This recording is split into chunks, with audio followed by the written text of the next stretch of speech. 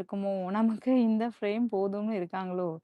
Two great அக்கா. எனக்கு first of all இந்த ஃப்ரேம்லாம் இன்ட்ரெஸ்ட்டே கிடையாது. நான் அந்த ஃப்ரேம் அப்படிங்கிற விஷயத்துல நான் உள்ள வரவே இல்ல. ஏன் அப்டின்னா, அப்படி பார்த்தா பாப்பா ஆல்ரெடி ஃப்ரேம் தான். ஏன்னா Zee Tamil, Sun TV, Vijay TV, movies இது பண்ணிட்டுருக்காங்க. ஒரு சைல்டு ஆர்டிஸ்ட்டா வந்து "யாரடி மோகினி" சீரியல்ல நடிச்ச பாப்பா. இப்ப வளர்ந்ததுனால ஃபேஸ் கட் நெறைய பேருக்கு தெரியாது.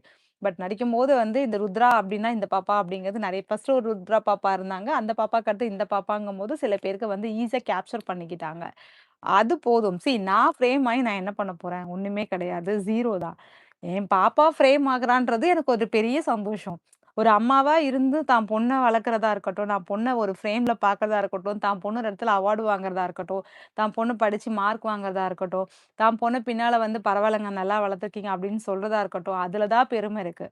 தான் பொண்ண தட்டி விட்டுட்டு, எனக்கு வர பெருமையும், எனக்கு வர ஒரு ஹாப்பினஸும், நான் இத பண்ணணும், எனக்கான எனக்கான எனக்கான அப்படிங்கிற விஷயத்துல வந்து, அது அம்மாவே இல்ல ஆக்சுவலி. அப்படி நம்ம யோசிச்சா அது அம்மான்ற ஒரு கேட்டகரில